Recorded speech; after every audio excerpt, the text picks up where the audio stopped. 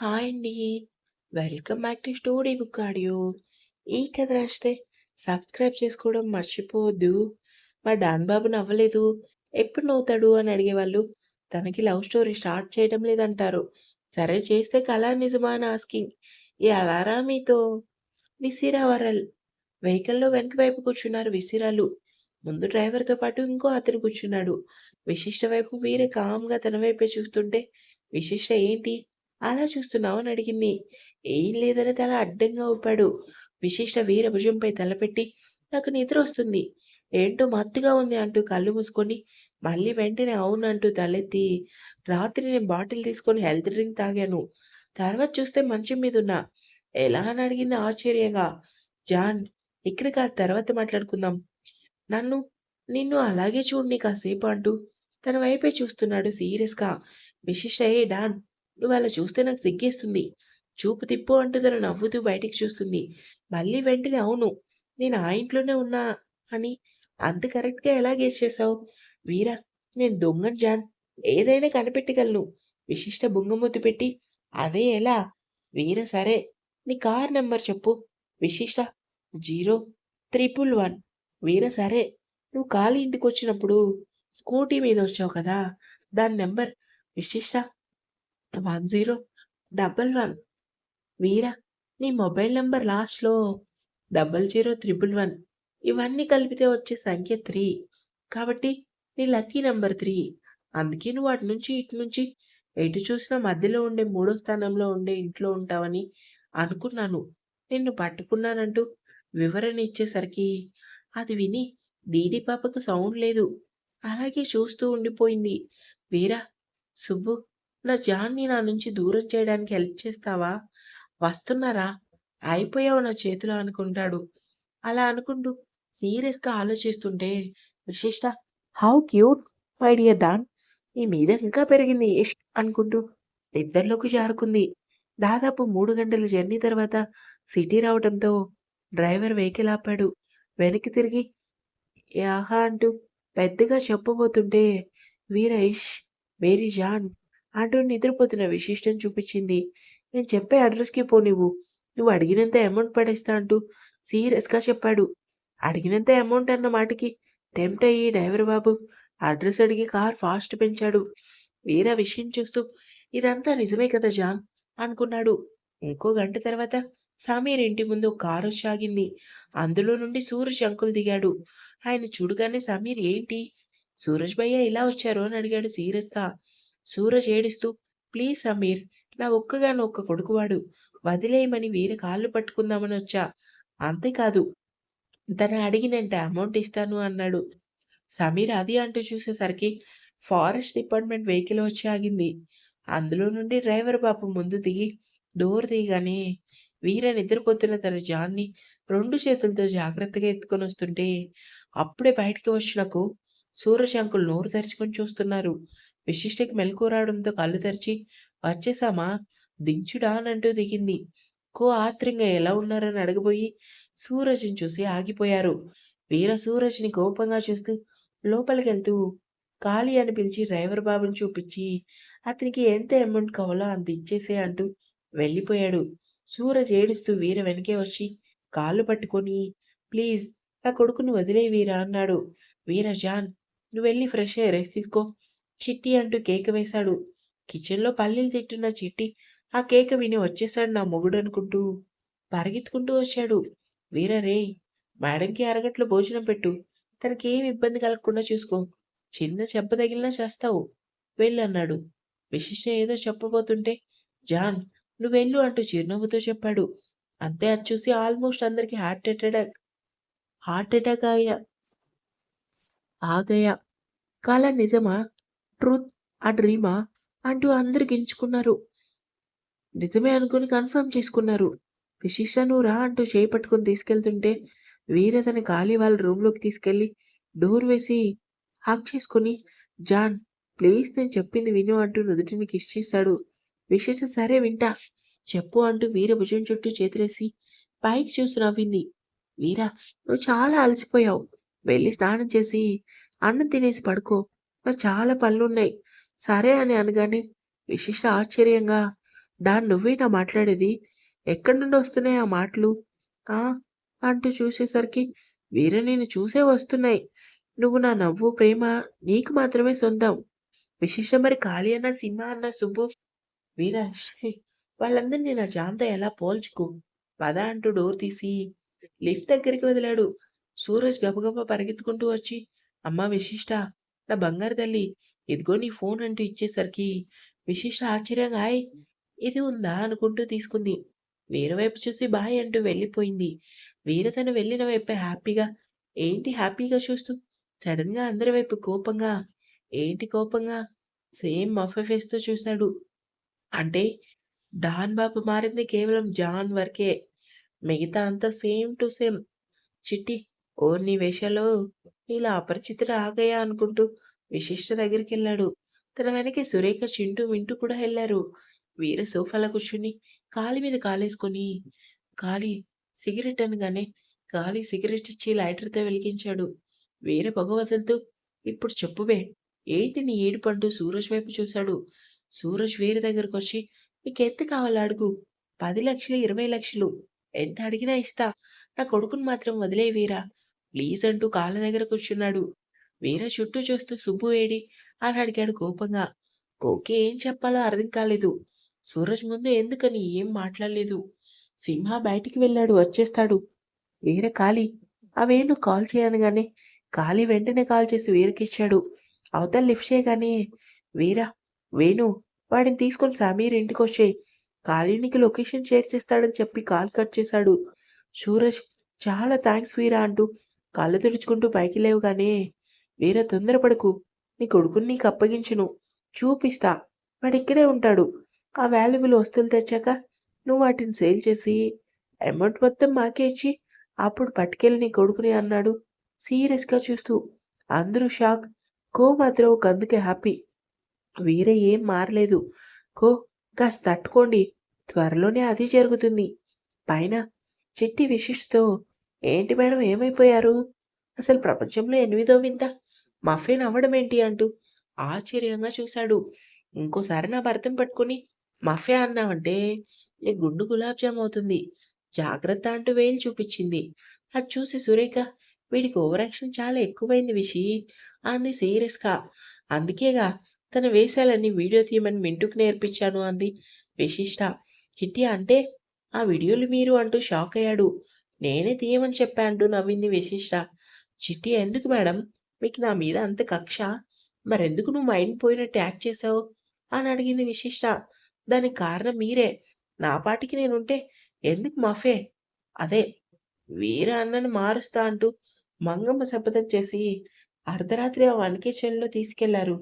తీరా ఇంటికొచ్చాక చూస్తే వీర అన్న కొట్టబోయాడు. కొంచెం ఉంటే చంపేసేవాడే. అందుకే అలా యాక్ట్ చేశాను అంటూ మొహం చిన్నబుచ్చుకున్నాడు. విశిష్ట తన ఫోన్ ఆన్ చేయబోతే స్విచ్ ఆఫ్ అయిపోయింది. ఛార్జింగ్ పెట్టి సురేఖ నువ్వు ఫోన్ ఇవ్వు. మా ఇంటికి ఒకసారి కాల్ చేసుకొని ఇస్తాను అని అడిగింది. సురేఖ కంగారుగా అవును విశిష్ట నీకో ఎమర్జెన్సీ విషయం చెప్పాలి. మీరు సేఫ్‌గా వచ్చారనే ఆనందంలో అందరం మర్చిపోయామంటూ విశిష్ట వైపు చూసింది. విశిష్ట ఏంటదని అడిగింది కంగారుగా. అది మీ ఇంట్లో వాళ్ళకి యాక్సిడెంట్ అయిందని పూర్తి చేయకముందే వాట్? యాక్సిడెంట్ ఎప్పుడు జరిగింది? ఎవరు చెప్పారు అని అడిగింది ఏడ్చేస్తూ. సురేఖ నీ బర్త్‌డే రోజు. సూరజ్ నిన్ను కిడ్నాప్ చేశాడు కదా! ఆ రోజే తెలిసింది. చిట్టిగాడు దొరికిందే ఛాన్స్ అని. ఈ విషయం మీ హస్బెండ్ కూడా తెలుసు అంటూ పుల్లలెట్టాడు. విశిష్ట ఆయనకి తెలుసా? మరి నాకు చెప్పలేదు అంటూ సురేఖ ఫోన్ తీసుకొని వెంటనే గౌతమికి కాల్ చేసింది. అన్నోన్ నంబర్ లిఫ్ట్ చేయకూడదని సిద్ధు చెప్పుండడంతో గౌతమి లిఫ్ట్ చేయలేదు. విశిష్ట తన ఫోన్ ఆన్ చేసి వెంటనే కాల్ చేసింది. అంతే గౌతమి, విమ్ము అంకుల్ అలర్ట్ అయ్యారు. గౌతమి లిఫ్ట్ చేసి హలో విసి అంటూ యాక్టింగ్ చేయడం మొదలుపెట్టింది. విశిష్ట అమ్మా ఏమైంది? యాక్సిడెంట్ అయిందని ఇప్పుడే తెలిసింది. ఎవరికమ్మా అని అడిగింది ఏడుస్తూ.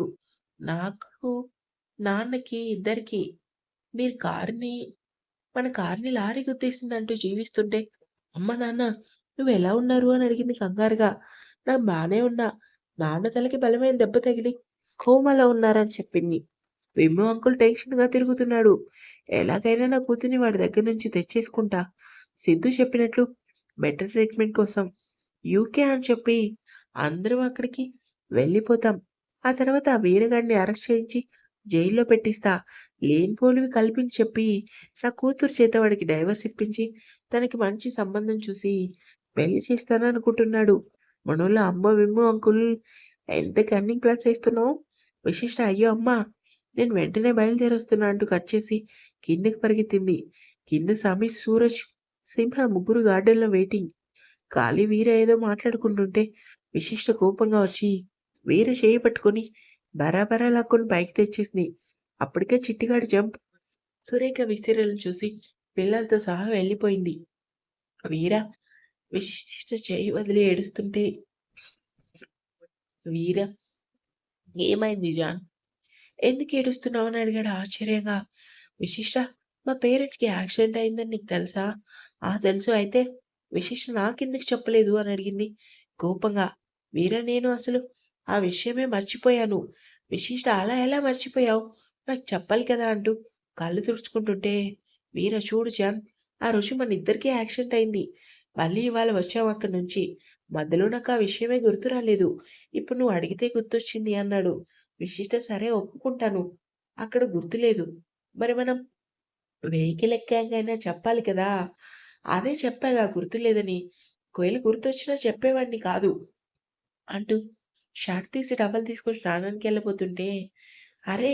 నేను ఇంత ఇంపార్టెంట్ మ్యాటర్ మాట్లాడుతుంటే అలా వెళ్ళిపోతావేంటి? అంటూ తనకి అడ్డుగా నిల్చుంది. నాకు నువ్వు మాత్రమే ఇంపార్టెంట్.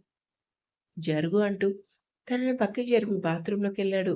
విశిష్టకి పిచ్చిలేస్తుంది. ఫోన్ తీసుకొని బయటికెళ్ళి మెసేజ్ కాల్ చేసింది. ఔట్ ఆఫ్ కవరేజ్ ఏరియా అనొచ్చింది. వెంటనే వైషు కాల్ చేసింది. అప్పుడే ఆఫీస్ నుంచి ఇంటికి వచ్చి సుచిత్ర ఒళ్ళో తలపెట్టుకుని కబుర్లు చెప్తుంది బీటికి పాప. కాల్ ఫ్రమ్ అక్క అని చూసి "బుర్రే" అంటూ అరిచి పైకి లేచి కూర్చుంది. సుచిత్ర ఇష్ జాగ్రత్తగా హ్యాండిల్ చెయ్యి. ఏమాత్రం డౌట్ వచ్చినా విశిష్ట కనిపెడుతుంది. గుర్తుపెట్టుకో తననిక్కడికి తెచ్చుకోవాలంది.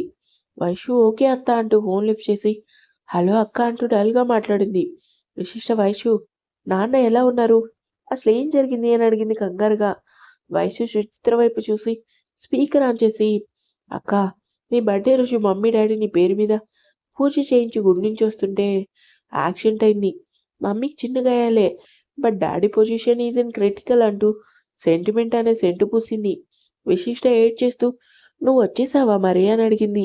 లేదక్కా డ్యాడీకి రేపు సర్జరీ ఉంది. అది సక్సెస్ అయితే ఓకే. లేకపోతే బెటర్ ట్రీట్మెంట్ కోసం యూకే తీసుకొస్తారు. అందుకే మేము ఆగిపోయాం అనగానే సరే వైషు నేను ఇప్పుడే బయలుదేరుతున్నా అంటూ ఫోన్ కట్ చేసి లోపలికెళ్ళి డ్రెస్ చేంజ్ చేసుకొని రెడీ అయి కూర్చుంది. వీర స్నానం చేసి వచ్చి తనని చూసి ఎక్కడికి రెడీ అయ్యావు అని అడిగాడు. మా ఇంటికి అంటూ కళ్ళు తుడుచుకుంది. ఎందుకు అని అడిగాడు. ఏంటా తిక్క ప్రశ్న అని అడిగింది కోపంగా. వీర డియో స్ప్రే చేసుకుంటూ తిక్క పని చేస్తుంది నువ్వు షాన్. నీ బాబు చెప్పే అబద్ధాలన్నీ నమ్మి బయలుదేరుతున్నావు. విశిష్ట అబద్ధమేంటి?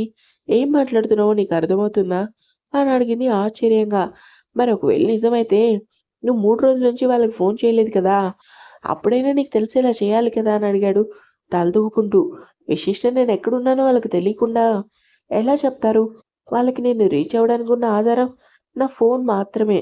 నేను మీతో ముంబై వచ్చానని మాత్రమే చెప్పా. ఎక్కడ ఉంటున్నామో చెప్పకుండా వాళ్ళకెలా తెలుస్తుంది? అని అడిగింది ఆవేశంగా. ఓహ్! అవునా? అయితే టీవీలోనూ చెప్పించాలి కదా! అన్నాడు షర్ట్ బటన్ పెట్టుకుంటూ. విశిష్ట అంత ఆలోచన చేయాలని అక్కడ ఎవరికీ ఐడియా రాలేదేమో! అయితే ఇప్పుడేమంటావంటూ విశిష్ట తన వైపు చూశాడు. విశిష్ట నేను మా ఇంటికెళ్ళాలి. నన్ను దించండి. ప్లీజ్ అంది బ్రతిమలాడుతూ. వీరజాన్ అర్థం చేసుకో కుదరదు. నిన్ను వదిలి ఇంక ఉండలేను అంటూ హగ్ చేసుకున్నాడు. నేను ఉండలేను. అందుకే నువ్వు కూడా నాతో రా. వీర మీ ఇంటికా? నేనా? అదెప్పటికీ జరగదు. వేరే ఎవడింటికి రాడు. విశిష్ట ఎలా నీతో? నేనైతే వెళ్ళాలి కదా! మా పేరెంట్స్ కోసం. తప్పదు. వాళ్ళ కోసం నేను, నా కోసం నువ్వు. రావాలి అంటూ బెడ్ మీద కూర్చుంది సీరియస్‌గా. లేదు జాన్. నువ్వెక్కడికి వెళ్ళవు. అసలు నిన్ను నా నుంచి దూరం చేయటానికి నీ బాబు ఆడే నాటకం అని నా డౌట్ అంటూ తన పక్కన కూర్చున్నాడు. విశిష్ట అదేగా నీ డౌట్? అయితే ఓ పని చేద్దాం.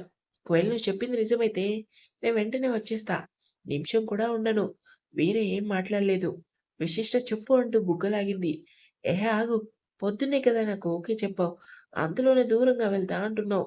నాకు నీ మీద డౌటొస్తుంది. అసలంటూ పైకి లేచాడు. విశిష్ట చటుక్కున పైకి లేచి, "అలా ఎందుకనుకుంటున్నావు?" అని అడిగింది కోపంగా. "ఏమో!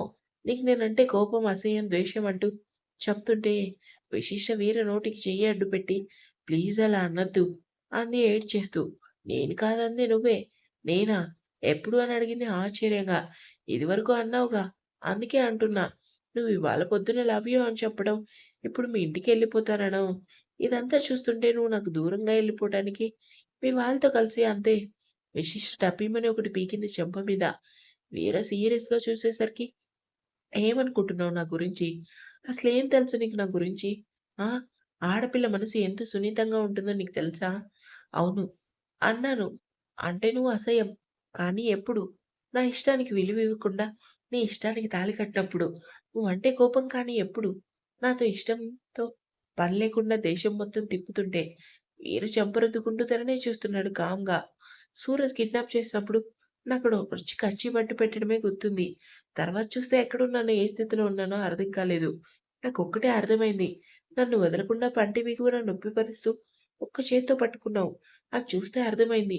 నువ్వు పక్కనుండగా నాకు ఎలాంటి హాని జరగదని. తర్వాత కింద పడిపోయాక నన్ను చూసి ఏమాత్రం కంట్రోల్ తప్పలేదు.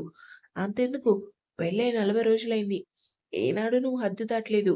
నేను రమ్మన్నానని నా కోసం కేవలం నా కోసం నచ్చని పనులు ఎన్నో చేశావు. పైనుంచి చెట్టు పడితే నీ ప్రాణాల్ని అడ్డు వేశావు.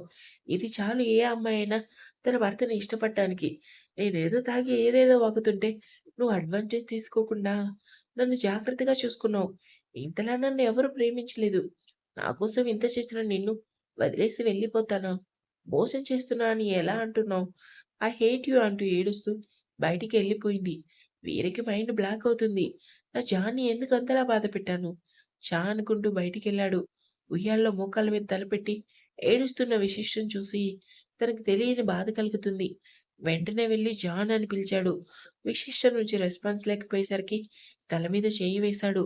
విశిష్ట కోపంతో చెయ్యి నెట్టేసింది. ఏడుస్తూనే ఉంది.